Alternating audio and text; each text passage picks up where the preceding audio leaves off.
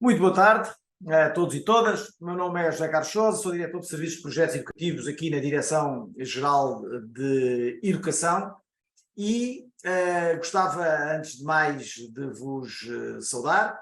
Este é mais um webinar no âmbito de muitos que a Direção de Serviços tem vindo a promover e a levar a cabo.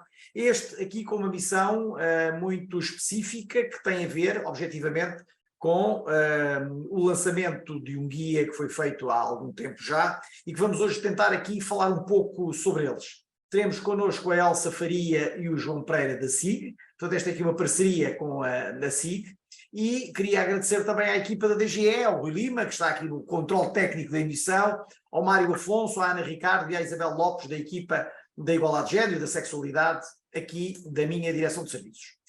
Dois ou três aspectos que me parecem fundamentais. Primeiro, as questões que têm a ver com as parcerias. E quando se fala em parcerias, eu costumo dizer que só são boas quando são boas para todos. Esta questão que aqui trazemos hoje, em função da necessidade, tem muito a ver com o facto de quer a SIG, quer o Ministério da Educação, entenderem que esta é uma matéria que tem que ser trabalhada nas escolas e que, para ser trabalhada e melhor trabalhada nas escolas, deve ter uma matriz comum. E essa matriz deve ser dada por quem conhece. E, portanto, além deste webinar, haverá ações de formação de curta duração e, eventualmente, um curso, lá mais para a frente, que estamos a preparar em conjunto entre a SIG e a Direção-Geral de Educação, no sentido de poder preparar melhor aqueles que no terreno trabalham diretamente com as crianças e com os jovens. Portanto, esta é uma nota que vos gostava de deixar. Da parte do Ministério da Educação, há uma preocupação grande com estas questões.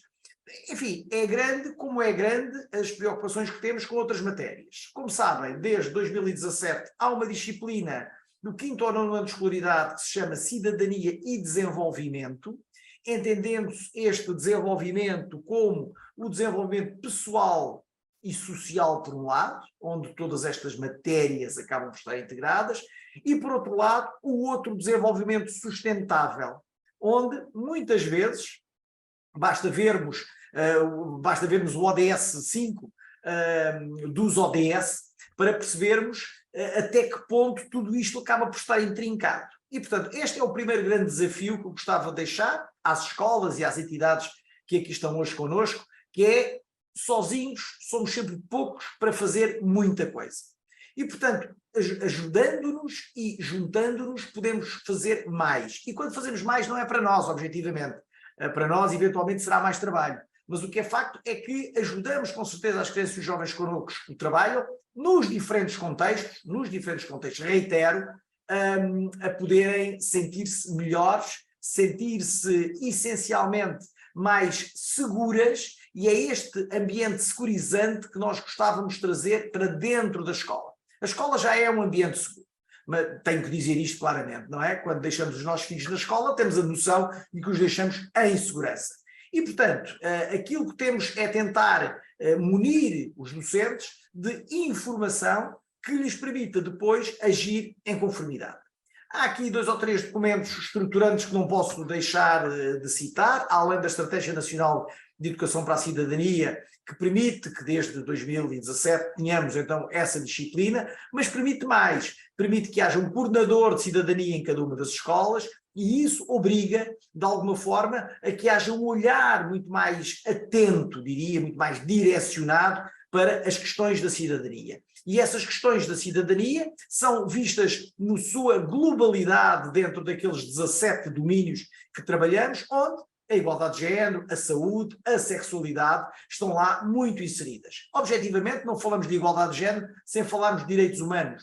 E não falamos de direitos humanos sem falar de interculturalidade, e não podemos falar de interculturalidade sem falar de desenvolvimento sustentável, como eu vos dizia há pouco. E, portanto, é dentro destas competências que procuramos que estes webinar vos sirvam, não só hoje, mas porque ficam gravados, e são eles próprios recursos para poderem ser utilizados em sala de aula. Não, diria eu, não na sua completa dimensão e preferencialmente sem a minha intervenção, mas agarrando em pedaços das intervenções dos técnicos que aqui vêm. porque a partir daí conseguiremos, com certeza, despoltar diversas e diferentes conversas. Temos princípios, temos valores, temos competências. E é dentro destes princípios, destes valores e destas competências que nós entendemos este webinar e entendemos esta temática e este guia como fundamental para que na escola possamos dar melhores respostas. À Elsa e ao João Pereira, mais uma vez, os agradecimentos por aqui estar e passo desde já a palavra à Isabel Lopes, que conduzirá a sessão até ao final. Muito obrigado, até um destes dias. Obrigada, José Carlos, pela introdução e pela recepção. A mim compete-me fazer só um ligeiro enquadramento em relação à importância deste guia, em particular no âmbito dos domínios da igualdade de género e da sexualidade, provavelmente que é mais no âmbito do domínio da sexualidade do que propriamente no da igualdade de género. Quero chamar-vos a atenção que não só em relação ao domínio não só no domínio se enquadram estes objetivos, porque em relação ao domínio que se pretende é que haja relações baseadas no afeto, no respeito, na identidade de género, implicando uma abordagem em relação aos direitos sexuais e reprodutivos, mas também a Lei 60 de 2009, que muita gente se esquece que está em vigor e que compete a todos os docentes, desde o primeiro ciclo até ao ensino secundário, trabalhar em sala de aula com as crianças e jovens, e quando se fala de educação sexual fala-se de respeito. Eu vou só recapitular aqui algumas finalidades desta Lei 60. A valorização da sexualidade e da afetividade entre as pessoas, portanto, começando a trabalhar desde criança estas questões, desenvolvimento de competências nos jovens que lhes permitam escolhas seguras e informadas. Isso vai competir também, ou contribuir para um relacionamento muito mais saudável entre os jovens e as jovens. A capacidade de proteção face a questões de exploração e de abuso sexual.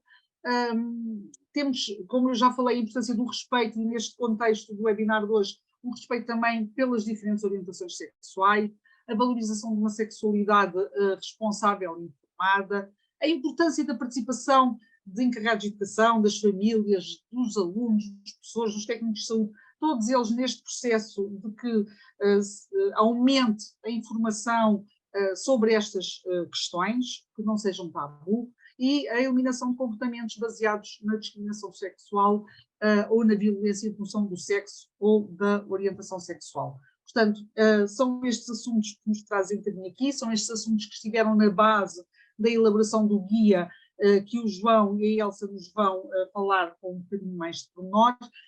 O Q&A vai estar aberto, portanto, algumas questões que possam depois no fim ser abordadas, eu falazei. Para já vou passar a palavra e convido a Elsa e o João a chegarem-se a nós. A Elsa Faria e o João Pereira acompanham a área da orientação sexual, identidade, expressão de género e características sexuais na SIG, então são eles que vão trazer um bocadinho do seu saber ao público que nos está a seguir neste momento.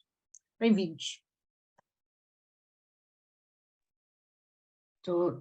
Boa tarde, começo já com problemas técnicos que não estou a conseguir ligar a minha câmara, Rui, só faz favor. Eu aproveito também para dizer boa tarde, embora vão perceber que é a Elsa agora a começar.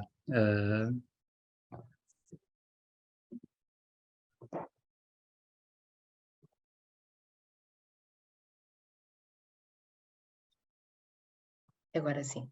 Está perfeito. Boa tarde a todas as pessoas. Queríamos também agradecer esta possibilidade de podermos estar aqui a partilhar convosco aquilo que é o primeiro contacto com este guia. Os agradecimentos também, naturalmente, a este grupo de trabalho, à DGE, que tem sido muito profícuo esta parceria, e não queríamos deixar de o dizer aqui neste webinar. Como é que nós tentamos enquadrar aqui o guia? Vão perceber, ele não é assim muito extenso, ainda assim tem uma série de detalhes que não os conseguimos trazer em 40, 50 minutos de apresentação, e preferimos trazer-vos aqui alguns pontos que são essenciais da nossa avaliação, e com eles depois podermos abrir mais não seja 5, 10 minutos para a discussão. Portanto, se sentirem em algum momento também que estamos a falar um bocadinho rápido, é com esse objetivo, mas não queremos deixar que nos entendam, naquilo que vamos dizer e não queremos também fazer alguma pausa se assim acharem necessário. Portanto, o webinar, como sabem, vem-nos falar aqui daquilo que é o guia, que dá orientações para a prevenção e o combate à discriminação e violência em razão da orientação sexual, identidade, expressão de género e características sexuais. E este guia está organizado no sentido também de reforçar aquilo que sabemos, tem na sua base também este princípio, que é que todas as crianças e jovens têm direito à educação.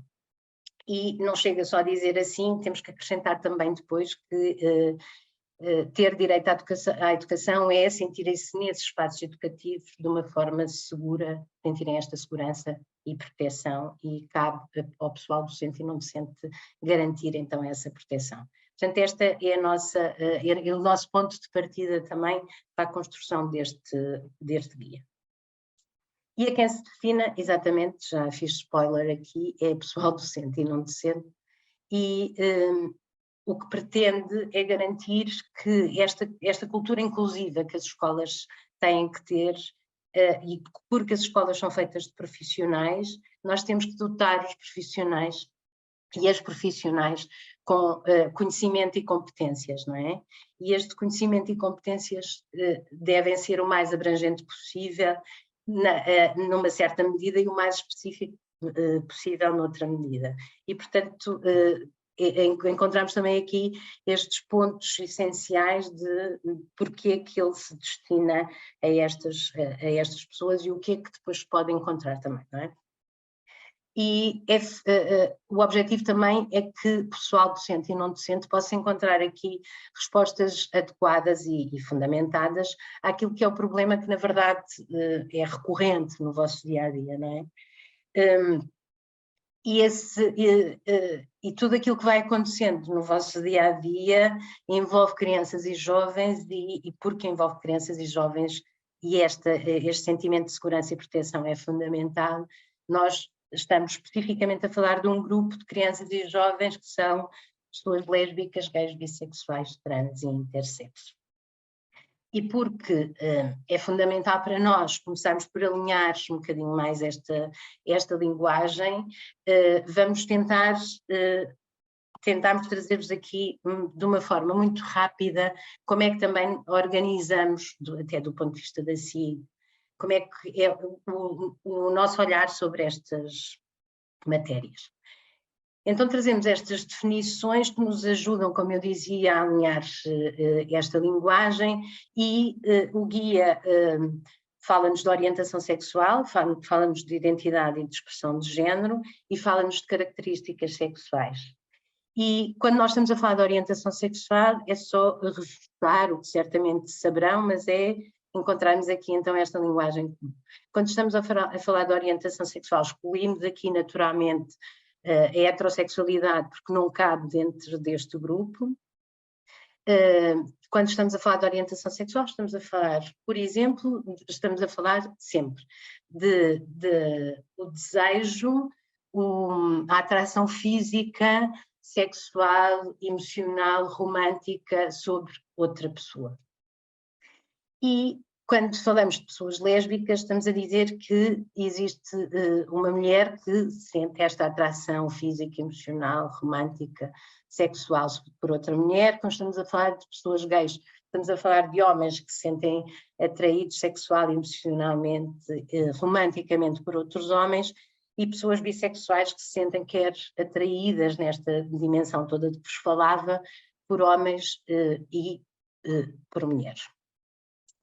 Então, fechamos um bocadinho aqui a orientação sexual, e dentro da orientação sexual temos então estas três letras já de uma sigla que procuramos destacar aqui bold para vocês. Quando estamos a falar de identidade de género, convém parar um bocadinho e falar sobre aquilo que é a diferença entre sexo e género. E muito rapidamente poderíamos dizer que sexo, estamos numa dimensão biológica de uma pessoa, e género estamos sobre as representações culturais, sociais, sobre crenças e valores que estão associados a uma determinada pessoa porque nasceu com um determinado sexo. E são essas representações, e porque essas representações também são culturais e sociais, isso quer dizer que ser mulher aqui em Portugal não é o mesmo que ser mulher na Arábia Saudita, não é? Portanto, esta diversidade também é-nos dada não pelo sexo, mas pelo género que o define a partir do sexo biológico que foi atribuído à nascença. E fazendo esta distinção, agarramos um bocadinho aqui no género para falar sobre aquilo que é a identidade e a expressão de género.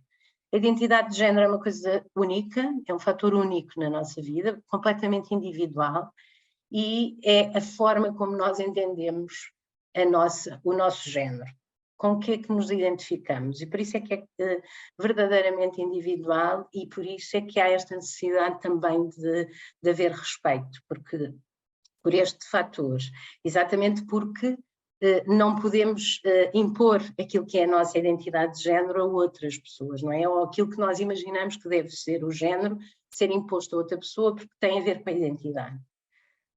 E então, quando as pessoas nascem com um determinado sexo biológico e se identificam com esse mesmo sexo, do ponto de vista de o sexo vem agregado ao género, não é? Por estas razões que estão a dizer. Então, quando a pessoa nasce e é atribuído um sexo, ela pode ou não se identificar com este sexo que foi atribuído à nascença, e se identificar, nós estamos perante uma pessoa cis, aquilo que nós chamamos de uma pessoa cis. Há uma concordância. Se não se identificar, portanto, considerar que aquilo que é a sua identidade não corresponde a este sexo que foi atribuído à nascença, e provavelmente, mas não tem forçosamente que ser assim, pode não se identificar com o corpo que tem, o que vai acontecer é que chamamos a pessoas cuja identidade de género não corresponde, vamos dizer assim com muitas aspas, ao sexo que foi atribuído à nascença, então estamos perante uma pessoa trans. Muito rapidamente, uma pessoa trans, quando falamos numa mulher trans, estamos a falar de uma pessoa que o sexo que lhe foi atribuído à nascença foi o sexo masculino e cuja sua identidade de género é sentir-se mulher. E então estamos perante uma mulher trans. A nossa referência é sempre como a pessoa se sente e não como a pessoa nasceu. Portanto, estamos perante uma mulher trans. Se foi uma pessoa que nasceu que o sexo que lhe foi atribuído à nascença é o sexo feminino, estamos então perante, e a pessoa não se identifica, estamos perante um homem trans. Creio que de uma forma ou de outra já toquei aqui naquilo que era essencial, e a expressão de género é exatamente aquilo que é a forma como nós comunicamos com o mundo, com esta sociedade, com todas estas representações sobre aquilo que é a nossa identidade de género. E essa comunicação passa por muita coisa, passa pela forma como nós falamos, pela forma como gesticulamos, o tom que damos, como nos sentamos, como nos comportamos, que nome usamos, e todas estas coisas, como nos vestimos, todas estas coisas vão contribuir. E, portanto, estamos nesta dimensão, identidade e expressão de género. E depois aparecem então as características sexuais, que em boa verdade também já vos falei quando falei do sexo, nesta distinção entre sexo e género. E quando estamos a falar das características sexuais, encontramos 3 categorias. Portanto, se estamos a falar destas características sexuais, estamos a falar do ponto de vista biológico, e estamos a falar de pessoas que, numa determinada combinação, são pessoas consideradas pessoas do sexo masculino. Estou a simplificar, não levem a mal, é um bocadinho só para garantir que reunimos esta informação. Com outra combinação, estamos perante alguém do sexo feminino, e depois esta terceira categoria, que são as pessoas intersexo, que na sua composição têm quer características do sexo masculino, quer características do sexo feminino. E, portanto, estamos perante uma pessoa intersexo. Portanto, esta área, estas matérias relacionam-se com orientação sexual, com identidade e expressão de género e as características sexuais. E dentro de si, aí dentro é onde nós vamos encontrar esta sigla que vamos usar com alguma frequência ao longo da nossa intervenção, que é LGB, que diz respeito então à orientação sexual, T, que diz respeito à identidade e expressão de género, e C, de características sexuais. LGBT, e nós acrescentamos o mais para todas aquelas possibilidades das quais não vos falámos, mas que estão contempladas na sigla. Portanto, é quase como se estas pessoas fossem aquelas que são a representação da orientação sexual, da identidade e expressão de género e das características sexuais, mas há toda uma diversidade que não está contemplada aqui, essa pluralidade está incluída naquilo que é o mais.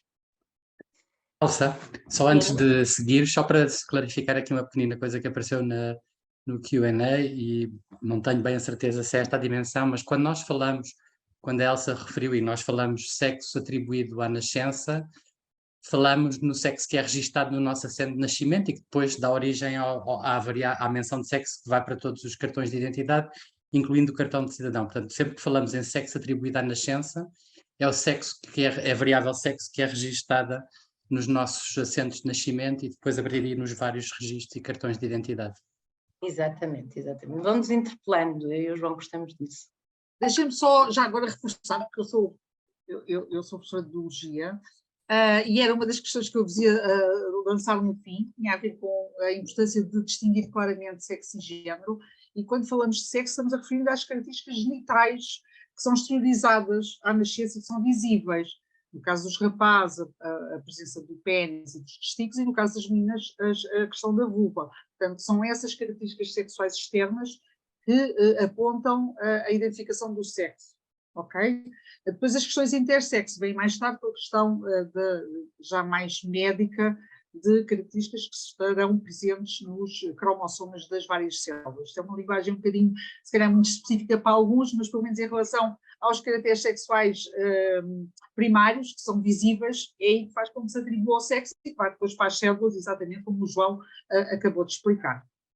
Mas também por isso... Sim. Agora, a partir exatamente desta partilha da Isabel, também por isso, nós hoje, sobretudo nesta área OIEC, não é? Orientação sexual, identidade e expressão de género e características sexuais, cada vez mais gostamos mais de falar sobre características sexuais e menos sobre sexo. Porque quando falamos sobre sexo e na nossa variável de menção de sexo nos nossos registros, de facto, só consideram as características sexuais primárias, isto é, os gonadais, a genitália, que são aquelas que são visíveis. O que nós sabemos, e é aí que as pessoas intersexo também nos vão baralhar e vai baralhar um bocadinho a medicina, a biologia, etc.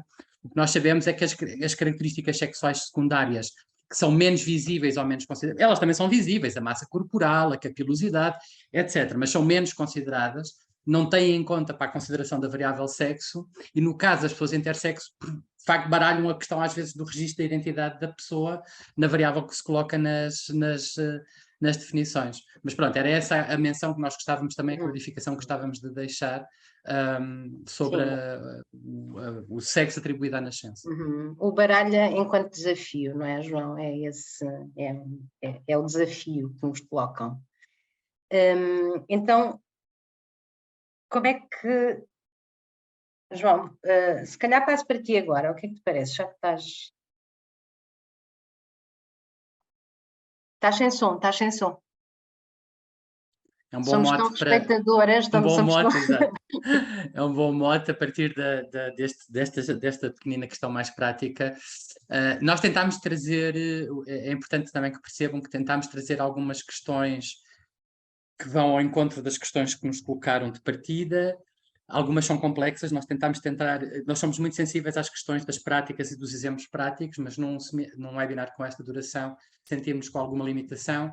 Eu vou trazer-vos aqui um bocadinho uma questão prática que nos bate muito à porta nas várias áreas setoriais, e imagino que a vós também, que é a questão do nome social, já verão, mas queria só dizer-vos que não vamos conseguir explorar muitos exercícios práticos, porque isso também ficará para a formação que aí vem e que esperemos que tenha o vosso interesse. O que é que vos queríamos dizer com a questão do guia? Nós entendemos este guia, sobretudo, para uma atuação em duas vertentes. Por um lado, capacitar as instituições, neste caso, capacitar as escolas, não é? Enquanto instituição, e todo o seu corpo, docentes, não docentes, e toda a comunidade escolar que envolve, associações de pais, encarregados de educação, forças de segurança, toda esta comunidade que mexe com a comunidade educativa.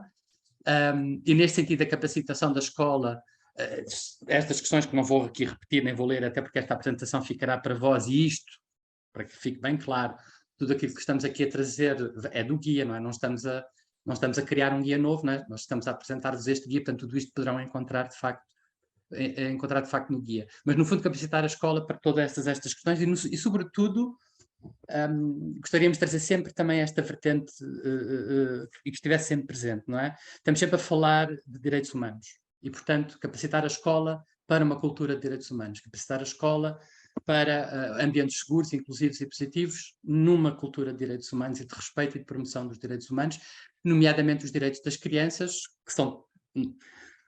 Eu gosto sempre de dizer que as crianças não são mini-cidadãos com mini-direitos, não é?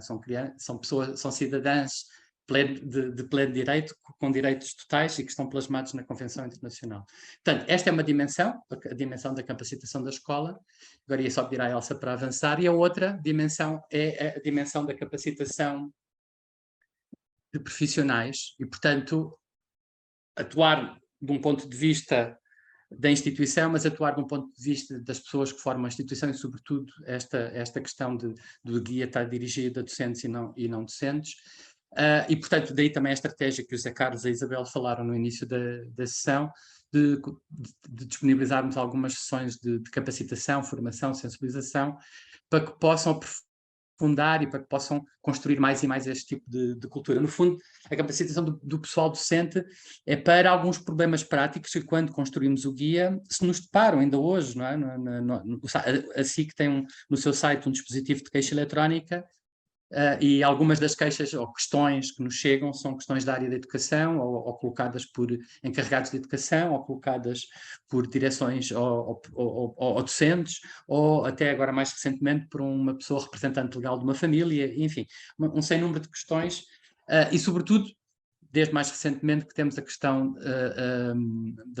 das várias legislações, a Isabel falou da Lei 60, o manual também traz a questão da Lei 38, que traz alguns aspectos e alguns desafios que, ainda que a lei já tenha 5 anos, sentimos que, de facto, vários setores, e o setor da educação ainda encontra para colocar todos os seus dispositivos em prática. Então, no fundo, a ideia do manual, do guia, é trazer algumas orientações e alguma capacitação. A ideia e o projeto é que a capacitação maior venha depois com o decorrer das ações mais específicas neste sentido. Por outro lado, pensando nestas duas dimensões da instituição e da comunidade docente e não docente, e pedi à Elsa agora também para avançar, em paralelo o guia tem uma preocupação e traz algumas especificidades, também é algo que encontram no decorrer do guia, que é algumas medidas que até dão especificidades de estudantes trans, ainda bem que a Elsa trouxe há pouquinho as definições e explicou o que é que são. Neste caso falámos sempre muito no mundo de adultos, mas podemos estar a falar de crianças e jovens trans, exatamente. E o exercício que vos trouxemos para tentar trazer aqui alguma questão mais prática, trouxemos o exercício do nome morto versus nome social ou nome auto-atribuído, não é? Que é como está na legislação. E, portanto, e para quem não sabe, não sei se ela, nas várias formações que fazemos, é sempre uma das questões que nos colocam, não é? Mas como é que isto acontece, como é que faz, como é que passamos a tratar a pessoa, como é que isto entra nos registros, não é? Porque não é só a questão do tratamento social da criança ou jovem, é como é que isto entra na própria máquina, não é? O cartão de estudante, etc, etc, as pautas escolares. E pronto, era algo que vos queríamos trazer. Portanto, no caso em que uma pessoa nasce e em que o sexo registado no assento de nascimento é feminino, ou seja, nós inventámos aqui uma Inês Santos, eu espero que não esteja nenhuma Inês Santos aqui na lista de participantes, mas nós inventámos uma pessoa Inês Santos. E, portanto, é uma pessoa cujo sexo registado no assento de nascimento era o sexo feminino, mas cuja identidade de género, a partir de certa altura da sua vida, que pode ser mais cedo ou mais tarde, não é? Era uma das questões que também nos colocam, não é? Se isto pode aparecer em fases muito precoces da vida das crianças. Nós conhecemos grupos de apoio mútuo, não é? E grupos de pares com crianças sim, na casa dos 5, 6 anos, conhecemos, não é? Existe na prática. Imagino que possivelmente nós não conseguimos falar assim tão diretamente convosco, mas imagino que se calhar algumas das pessoas que aqui estarão também conhecerão, mas isto para vos dizer que sim. Portanto, esta pessoa a dada altura... Sim, sim. Sim, e dizer, só para acrescentar, estamos tão aceleradas que depois também eu fico aqui com algum poder, mas dizer que também as pessoas trans adultas nos relatam isso, que é desde esse período tão inicial que foram sentindo estas coisas e, portanto, temos 2 vias para ter essa informação, é um bocadinho isso, é isso que quero reforçar. Ok. Há aqui algumas questões a surgir que são muito interessantes, mas são questões que nos levariam para uma discussão mais profunda, porque entra mais na especificidade da lei, mas que são muito interessantes e que vêm no decorrer, obviamente, disto, e que tem que ver com o apoio ou não dos encarregados de educação no caso de uma criança ou jovem trans. E essa é uma questão complexa, mas que imagino que a escola se depare também com o apoio ou não apoio de pais noutras esferas de dimensão da vida de crianças, e, portanto... sim, portanto é uma questão complexa que temos que trabalhar, tendo sempre em vista aqui a questão do direito da criança e o direito à identidade. E na questão dos nomes autoatribuídos, é muito importante que conheçam, e o guia refere isso, e por isso, porque é muito importante que se perceba o seguinte sobre a Lei 38 de 2018. Para mudar a menção de sexo e o nome nos cartões de identificação e no assento de nascimento e nos outros registros todos que daí decorrem, é só a partir dos 16 anos. É bom que isto fique claro para toda a gente. Até aos 16 anos não é possível mudar sem ser casos de pessoas intersexo, mas isto é uma outra dimensão, se forem ler na lei. A questão que decorre da lei é, o número 2 do artigo 3º diz que nos casos em que as pessoas que não tenham documentos que correspondam, ou seja, o caso em que o documento de identificação não corresponde no sentido à identidade de género que a pessoa sente, para qualquer ato administrativo, etc., a pessoa tem o direito a usar o nome social, e é isto que a lei diz no número 2 do artigo 3º. É este exatamente o exercício, que a lei é muito clara neste sentido, e que nos diz que uma pessoa... Portanto, que esta Inês Santos, agora pegando no exemplo da Inês Santos, que esta Inês Santos se sente já desde algum tempo como Joaquim, tem o direito a usar em qualquer ato, mesmo não tendo o cartão de cidadão, assento de nascimento, etc., toda a documentação ainda alterada, pode alterar e pode usar o seu nome social, e a boa prática que deve ir nos documentos, nos registros, etc., passa a ser esta, que é o nome que a pessoa autoatribuiu, neste caso a Inês escolheu Joaquim, o nome Inês, aquele I ponto, vem do Inês, ou seja, o primeiro nome, portanto, esta é a regra que a lei diz para estes casos do nome social. Portanto, a Inês Santos passa a ser Joaquim I. Santos. E o mesmo se aplica no processo inverso, ok? Poderia ser um Joaquim a virar uma Inês e poderia ser Inês J. Santos. Espero que tenha ficado claro a questão do registro. E, portanto, daí a questão das escolas e da importância desta questão nas escolas. A outra questão que aqui vos trazemos, que também está no guia, é a questão das casas de banho.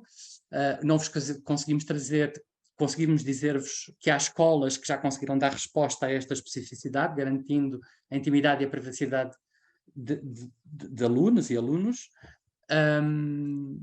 mas cada caso é um caso, e portanto nem todas as escolas adotaram a mesma forma de concretizar esta questão de casas de banho e de balneários, depende também, obviamente, dos edificados, etc. Mas há uma coisa que para nós é muito clara, tem que haver o compromisso, não é? E a vontade de fazer este processo de mudança, para que toda a gente fique mais confortável.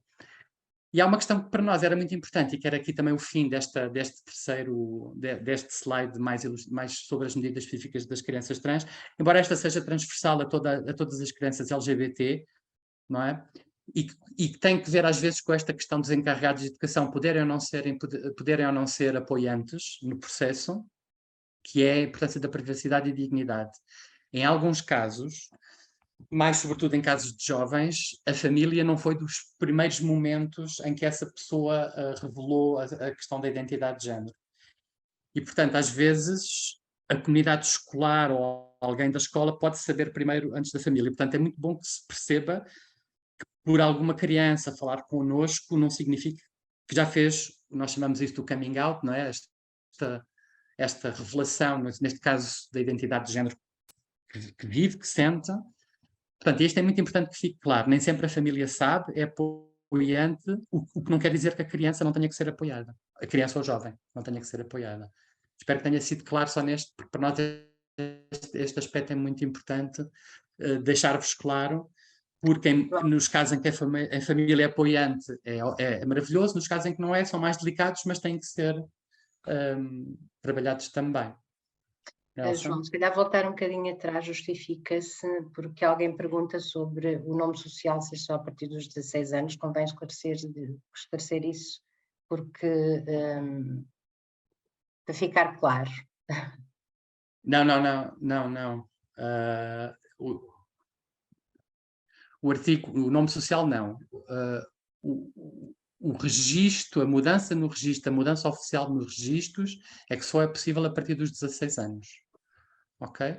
É só para que fique claro a mudança oficial, portanto, mudar concretamente o cartão de cidadão, no caso dos 16, 17 anos, com o devido acompanhamento parental e autorização parental, mas só para esse caso. O nome social não, o nome social é transversal e tem que ver também com o artigo da educação, que as escolas têm de garantir o respeito pela autodeterminação da identidade e expressão de género e das características sexuais das crianças e jovens, neste caso. Espero que tenha ficado claro. E passava-te a bola, se calhar, Elsa. Estava aqui a tentar... O que é que consideramos nesta elaboração do guia que seria importante fazer?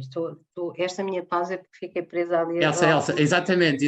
Mas é só para ser claro na questão ainda do nome, porque há aqui uma pergunta que é mais clara, que é como agir se a criança ou jovem pede para ser tratada com um nome que não está no documento. A boa prática recomenda que tratemos a pessoa pelo nome que a pessoa gosta de ser tratada. Essa é a boa prática. Que é aquilo que nós chamamos o nome auto-atribuído. Okay? Essa é a prática que respeita, não é? Exatamente. E que traz segurança também à pessoa. Pronto. Mas pronto, fiquei Mas não, é isso, é só para perceber que temos realmente muita coisa que se pode trabalhar mais na especificidade, mas sim, que hoje é mesmo uma apresentação desta ferramenta, ao fim e ao cabo. Se calhar, se acelerarmos aqui um bocadinho, sobra-nos tempo para estas questões que estão a ser colocadas, são muito pertinentes e nós gostávamos mesmo de as responder. Só para não perder aqui um bocadinho este encadeamento, mas já lá vamos. O que é que este guia também traz? Algum suporte daquilo que é a necessidade de reconhecer, de conseguir reconhecer e atuar de uma forma adequada a estas situações de violência, de discriminação e violência que crianças e jovens LGBTI são alvo. Então, nada de novo para vocês, é só arrumarmos, na verdade é só arrumarmos aqui alguns aspectos. Precisamos de saber que o bullying, podíamos falar em bullying LGBTI fóbico, um bocadinho mais generalizado, mas o bullying homofóbico, transfóbico, bifóbico, interfóbico, existe nas escolas, então nós precisamos de garantir que, do ponto de vista da identificação daquilo que é bullying, nós sabemos exatamente aquilo que é, e essa identificação, embora possamos saber essa identificação, a forma de atuar, depois também não estamos a dizer que é muito fácil, mas com algumas orientações podemos garantir alguma coerência também na atuação da escola e isso é fundamental. Então é preciso conhecer este conceito que é o bullying, percebemos de que formas é que também ele se apresenta e a par disso também precisamos de olhar para crianças e jovens e identificar que sinais, em algumas circunstâncias, que sintomas é que nós podemos identificar nestas crianças, no sentido de garantir que estamos a detectar estes sinais e esta identificação permite-nos uma atuação mais rápida e eficaz. E depois procuramos trazer também a forma de prevenir e precisamos ter atenção a estes comportamentos que são mais agressivos entre estudantes e procuramos não normalizar, não banalizar um bocadinho estes comportamentos. Esta sensibilização, há alguns registros de jovens LGBTI mais que vão dizendo que em muitas circunstâncias o que acontece nas escolas é alguma passividade. Em algumas circunstâncias, em algumas escolas, o que acontece é alguma passividade das pessoas adultas face a algumas situações são de discriminação e de violência. Então nós precisamos de olhar para também para estas situações de maneira a tornar, a sensibilizar o pessoal docente e não docente para que esta identificação e esta seja mais eficaz, como eu dizia, e ao ser mais eficaz gera objetivamente, consequentemente vai gerar mais proatividade na resolução das coisas. Devemos, e por isso não se pode, esta atitude passiva também que não se pretende, passa muitas vezes por ignorar algumas queixas e alguns sinais que são apresentados, e por isso procuramos, a grande forma de prevenir também é garantir que as crianças se sentem acolhidas e respeitadas neste contexto.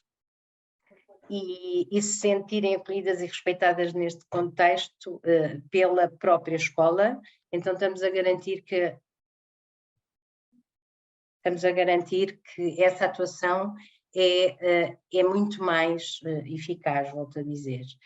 A escola tem esta obrigação do ponto de vista mais global, de dar mensagens muito claras, quer mensagens apoiantes da população LGBTI, como mensagens também de que não são aceitos nem de qualquer forma este tipo de comportamentos discriminatórios e violentos em relação a...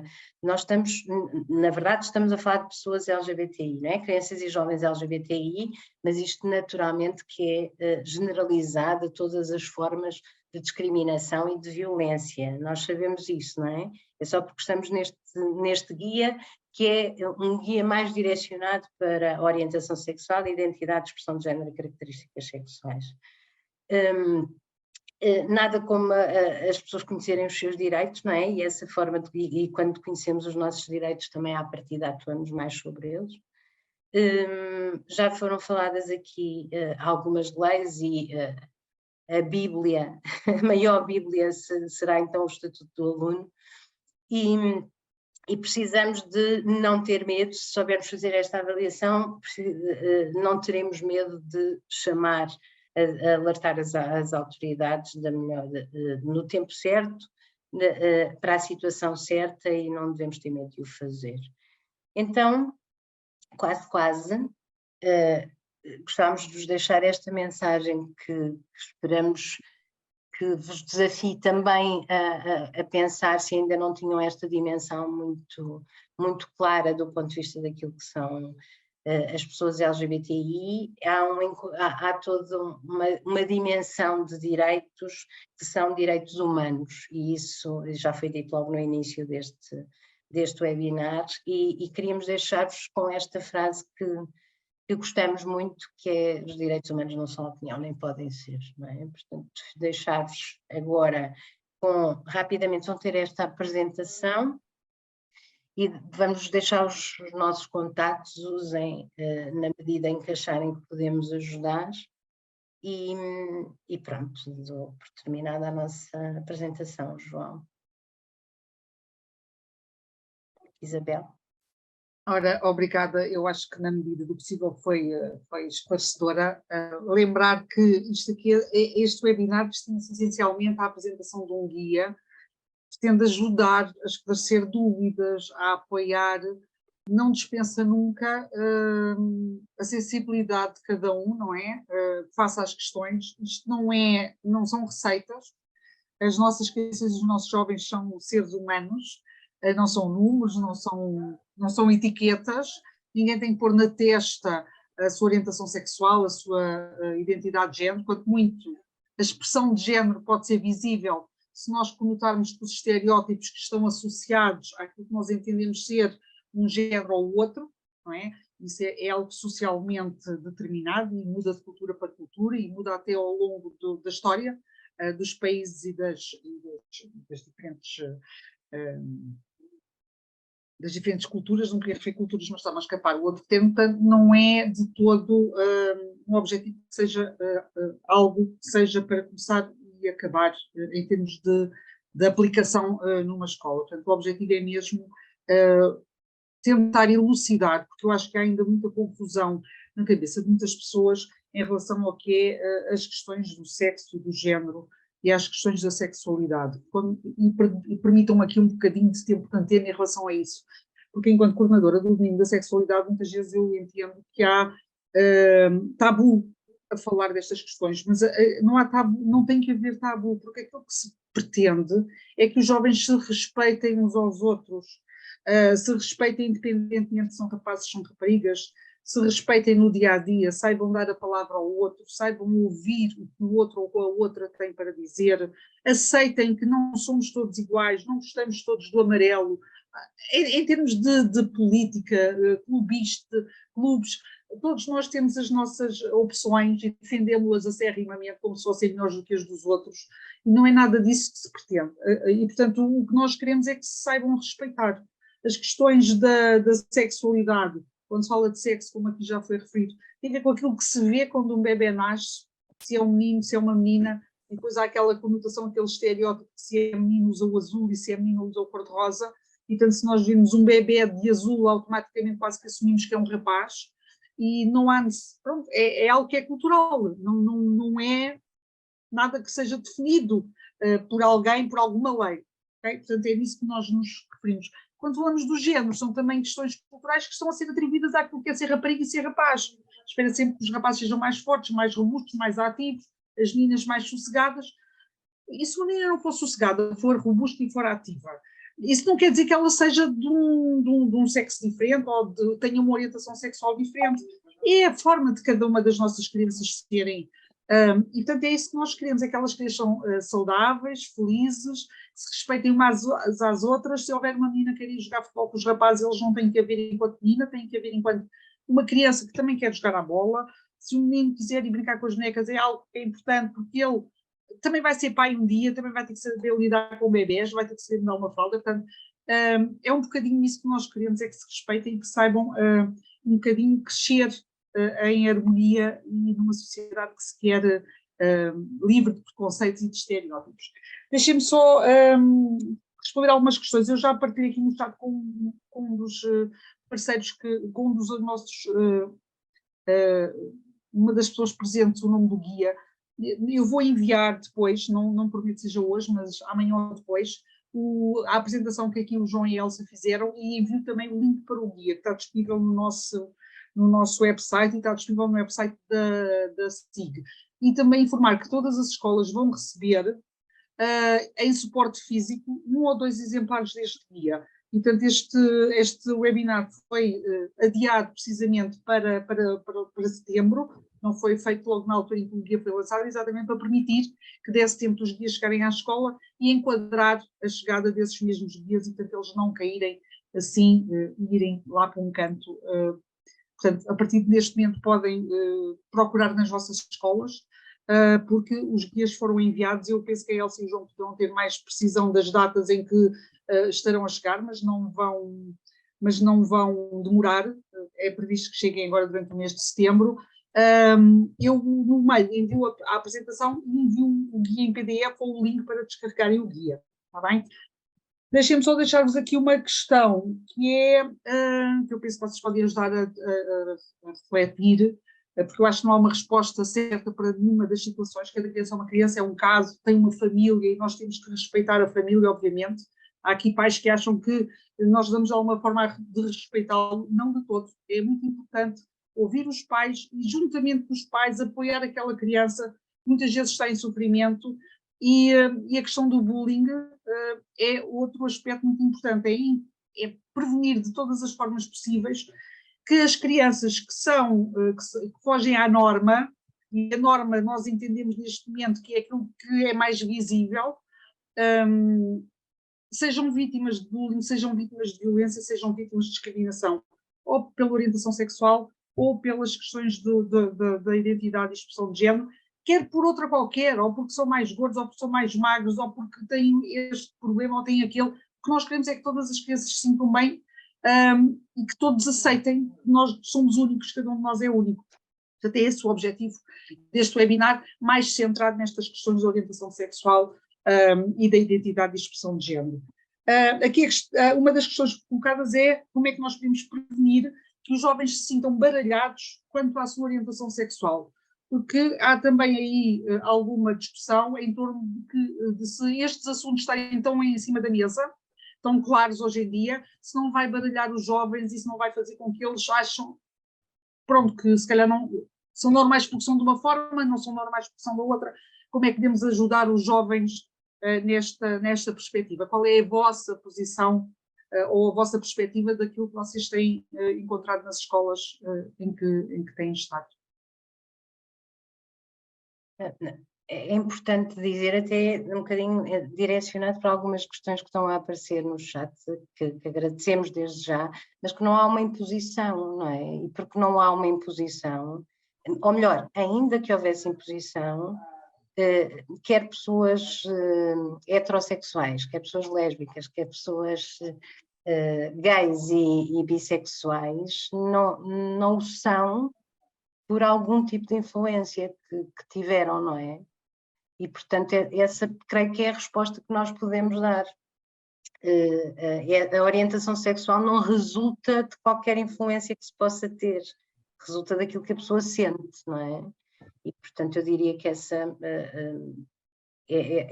resposta a essa pergunta só pode ser esta. Se nós permitirmos que as pessoas sejam quem elas são, e aqui também se relaciona também com a identidade num todo, e se não existir esta necessidade ou de proteger, sem ser proteger com os direitos humanos que as pessoas devem ser protegidas, mas esta necessidade de proteger de qualquer coisa que aparece como perigosa ou nociva, não é? E que é a orientação sexual, a identidade e a expressão de género, teremos pessoas naturalmente mais felizes, mais produtivas, mais capazes de estar da melhor forma, até do ponto de vista da sua saúde mental. E isto eu queria ligar aqui com uma pergunta, Isabel. Estão a cair imensas perguntas. Sim, ainda bem. A maior parte muito pertinentes. Deixem-me só responder enquanto a Elsa procura as perguntas. Sim. Vai haver formação. Nós estamos a contar já em novembro lançar alguma formação no âmbito deste manual, uma formação de curta duração, formação de curta duração, e depois, provavelmente no início do próximo ano letivo, então sairá uma oficina de formação, um curso de formação. Eu vou, como eu já disse, enviar-vos a apresentação para os e-mails como vocês se registaram, envio a apresentação e envio para descarregarem o PDF do manual ou envio em anexo. Às vezes quando é em anexo pode tornar pesado e não receberem. Em relação ao envio para as escolas, eu penso que os guias foram ao cuidado das direções das escolas, portanto, estão aqui colegas das equipas EMEI, eles foram ao cuidado. Deixem-me só já agora aproveitar outra situação. O José Carlos referiu no início desta sessão o coordenador de Educação para a Cidadania, que faz esta tal ponte entre os vários domínios e trabalha, em termos da escola, as estratégias nacionais, a estratégia de Educação para a Cidadania da escola. Há também, já desde há largos anos, o coordenador de Educação para a Saúde, portanto, que trabalham em colaboração, em estreita colaboração, estas questões da sexualidade e da prevenção da violência. Eu já li aqui no chat e concordo em absoluto, este guia é o direito a ser, e o direito a ser, neste caso, desta população vulnerável, por se destacar, hoje em dia, se calhar por estar muito na comunicação social, e é uma população que existe desde sempre, apesar de hoje em dia falarmos das questões de orientação sexual, identidade e expressão de género, isto é algo com que muitos dos adultos convivem ou passaram ao longo da sua vida. O que nós queremos é que as crianças não sofram como estes adultos sofreram, mas claro que há todo o outro direito a ser de todas as crianças. A educação inclusiva é. é para todos. Nós queremos, e por isso é que há bocado falei, as questões do bullying não afetam só estas crianças, afetam os que são mais gordinhos, os que são mais magrinhos, os que usam óculos, os que são marrões, os que não são marrões. Portanto, o objetivo aqui é exatamente o respeito. E quando falamos de sexualidade, é esse respeito. E na questão das casas de banho, permitam-me que vos diga que não são só as questões a nudez. Qualquer um de nós deve preservar a sua nudez e deve preservar a sua intimidade. Portanto, aqui não está só na questão das casas de banho serem partilhadas pelos dois, por elementos de sexos diferentes e, portanto, com genitálias diferentes. Porque se houver uma criança com alguma deficiência, os mais gordinhos, os mais magrinhos, também não gostam de expor a sua intimidade. Portanto, eu acho que aqui a casa de banho, os balneários, é um problema que vai para lá destas questões. Mexe com a intimidade de todas as nossas crianças. E nem todas se sentem à vontade para expor o seu corpo perante os outros e as outras crianças. Portanto, queria só... sair daqui só deste contexto e abarca Elsa, força. Sim, só garantir que eu creio que esta resposta, e por isso é que fui buscar, lamentamos não poder dar resposta a todas, mas esta minha resposta poderá, creio eu, espero que dê resposta a pelo menos três perguntas que aqui estão. Existem, nós não vos trouxemos, porque senão gastaríamos imenso tempo nisso, existem especificidades relativamente à população LGBTI+. Exatamente porque existem essas especificidades nesta discriminação, considerou-se que fazer também este guia permitia, e as formações que farão vão-nos dar conta desta especificidade da discriminação, que nos ajuda a perceber porque é que é tão importante nós fazermos um guia específico.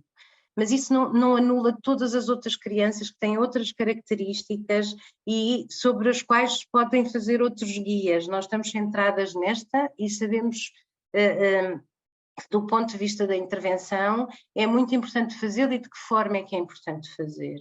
Mas nós não estamos a dizer que estas crianças são aquelas sobre as quais nós devemos ter uma intervenção exclusivamente, não é isso que se está a dizer?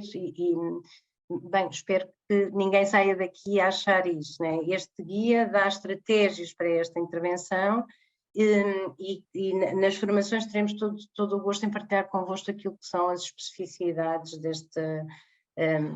desta população que também nos fazem organizar este guia desta maneira. Pronto, mas creio que com isto pego assim em 2 ou 3 questões. E se calhar fecharíamos convidando-vos a visitar o separador LGBTI no site da SIG, que tem alguns recursos e informação útil, e para alguém que precise de explorar algo mais ou que precise de algum apoio, que fique à vontade para nos contactar. Já agora só por causa de uma última questão e antes de encerrar esta discussão, que acho que se prolongaria aqui no tempo, nós temos que pensar um bocadinho, todos já fomos adolescentes, e a adolescência é uma altura, não digo conturbada, mas é uma altura de experiências na vida, em que os e as jovens arriscam, querem experimentar, e aqui falamos da sexualidade e falamos de muitas outras circunstâncias, as questões do álcool, das drogas, os amigos hoje são amigos, amanhã não são amigos. Portanto, é um momento da vida dos jovens em que eles precisam de muito apoio e precisam de muita compreensão. E obviamente que uns são mais influenciáveis do que outros em muitas situações e não apenas nesta. Né? Portanto, o que nós temos que estar todos nas escolas é receptivos a ouvir, escutar, apoiar e não discriminar. Em relação aos fatores concretos deste webinar, mas em relação a todos os outros. Todas as nossas crianças e jovens precisam de uma palavra de apoio, de um carinho, de um miminho, independentemente das suas diferenças em relação àquilo que é a normalidade. E, portanto, eu gosto sempre muito de pôr o ênfase no afeto. Eu acho que nós temos que colocar mais afeto nas nossas vidas, mais afeto nas escolas, mais afeto no dia-a-dia. Sermos menos números, menos etiquetas, e mais seres humanos para com outros seres humanos. No mês de outubro, aproveito e passo aqui a publicidade. Isabel, e só outra questão, porque o caso que apareceu é muito engraçado da influência, não é? Sim. Mas e sobretudo não ter esta preocupação com a origem ou não origem da orientação sexual, porque se a pessoa sente, a pessoa sente. E se aquelas raparigas foram influenciadas e, portanto, enquanto estiveram as duas colegas, viraram lésbicas, mas quando as duas colegas abandonaram, voltaram a gostar de rapazes, tudo bem. A questão é não nos preocuparmos com isso, porque é a vivência das crianças e jovens. Exatamente, a experiência. E atenção que Nós os outros precisamos deles... distinguir práticas sexuais da orientação sexual, que isso também é uma coisa que traria outra dimensão aqui, não é? As práticas sexuais também não definem a orientação sexual e isso também é importante saber. Eu acho que nós precisávamos de mais 4 horas para dar resposta a todas as perguntas. E é importante terem atenção às redes sociais hoje, que os nossos jovens estão lá, e essas sim, em alguns casos, podem influenciar. E atenção que nós não temos que dar sempre uma conotação negativa, não é? Hoje em dia temos que estar predispostos a aprender, mas a ser críticos em relação à informação que lemos e que ouvimos, e os jovens nestas idades precisam muito desse apoio e que os façam entender que, ok, é mesmo assim, já pensaste bem na situação, não estás a ser influenciado. Eu acho que temos que os apoiar e que os ouvir, e os saber orientar no sentido de eles respeitarem os outros e de exigirem que os respeitem eles também. A Elsa e o João deixaram aqui os contactos deles, o meu vai ficar quando eles mandaram o e-mail. A DSPE, a Direção de Serviços e Projetos, está sempre disponível para vos ouvir, para tentar dar resposta às situações que surgem no âmbito destas questões, que são, no fundo, questões de cidadania. Obrigada, João, obrigada, Elsa, obrigada a vocês que estiveram desse lado. Obrigada a nós. Respondido às vossas dúvidas, que vão permanecer, mas cá estaremos. Haverá novas oportunidades, sejam atentos à formação. Foi um gosto, Obrigada foi um gosto. a todos. Obrigado, foi um gosto. Obrigada.